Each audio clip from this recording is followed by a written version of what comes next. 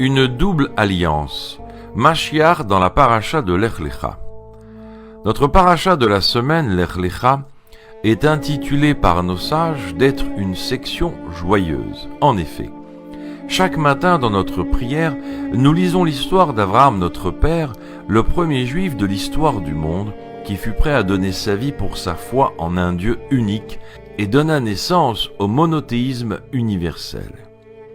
Notre section dépeint les nombreuses aventures qu'a vécues notre patriarche Abraham depuis le parcours vers la Terre Sainte, la famine, la guerre des 4 rois, et enfin, à la fin de notre section, l'événement fondamental, la circoncision d'Abraham à l'âge de 99 ans. Une des questions fondamentales qui s'éveille par rapport à l'histoire d'Abraham est pourquoi a-t-il attendu l'âge de 99 ans afin de pratiquer les injonctions de la Torah ?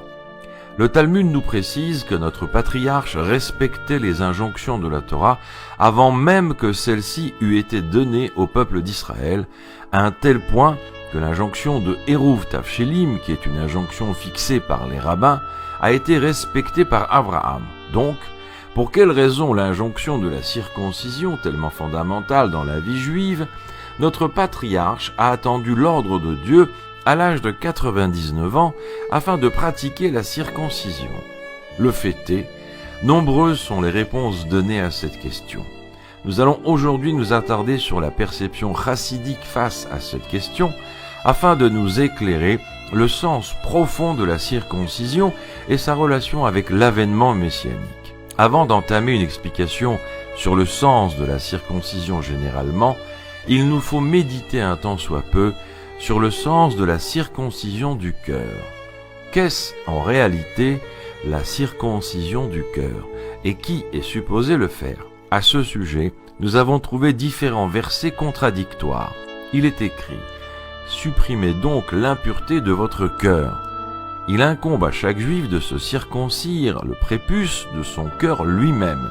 D'autre part, il est écrit « Et l'Éternel ton Dieu circoncira ton cœur et celui de ta postérité, pour que tu aimes l'Éternel ton Dieu de tout cœur et de toute ton âme, et assure ton existence. » D'après ce dernier verset, c'est Dieu lui-même qui va opérer cette circoncision du prépuce de notre cœur. Alors concrètement, sur qui incombe cette circoncision? Le mot circoncision veut dire tout d'abord enlever le prépuce qui vient recouvrir, obstruer ce qui se cache derrière lui. Dans notre contexte, c'est le cœur pur et raffiné d'un juif. La chassidoute souligne qu'un juif dans son intériorité est totalement bon et uniquement bon.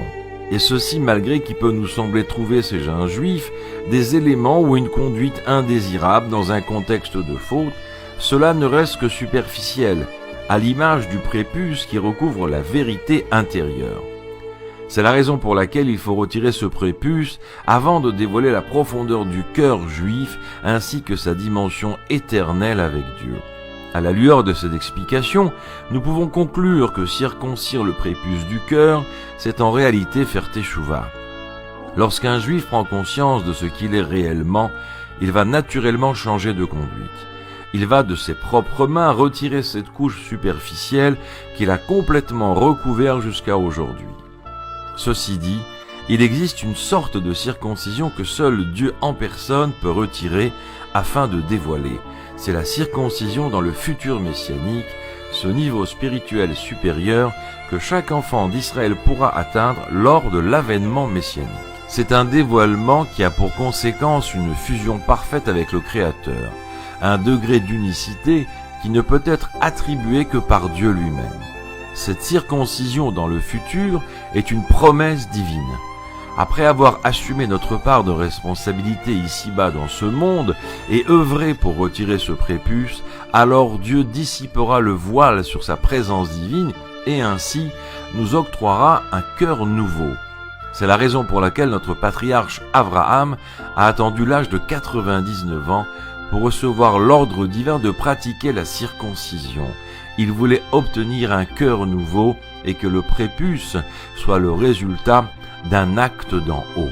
C'est aussi pour la même raison qu'il a pratiqué toutes les injonctions de la Torah, car il voulait bénéficier du raffinement du corps et de la matérialité, afin d'atteindre un niveau spirituel très élevé, Ainsi, Dieu lui octroierait la deuxième catégorie de circoncision, celle reliée avec l'avènement messianique. C'est exactement l'emblème de cette circoncision ordonnée par Dieu. Cela suppose qu'elle soit exécutée par le Créateur lui-même. En étudiant les différents versets qui présentent la circoncision d'Ishmaël ou de tous les serviteurs d'Abraham, l'écriture est formulée de telle façon que l'on comprend que c'est l'homme qui a entrepris sa circoncision. A contrario, en ce qui concerne la circoncision d'Abraham, il est écrit « C'est en ce même jour que fut circoncis Abraham ». L'Écriture formule l'événement de façon à faire comprendre que c'est Dieu lui-même qui a orchestré la circoncision de Abraham, notre patriarche. C'est la raison pour laquelle le verset précise « en ce jour même ». La notion de jour dans l'Écriture nous rapporte à l'expression « ce jour qui sera entièrement Shabbat vers le repos éternel ». La dimension de « en ce jour même » a projeté notre patriarche dans une perception messianique de la circoncision. Cet événement changea le cours de la vie d'Abraham en s'engageant à œuvrer pour l'avènement messianique. Shabbat Shalom.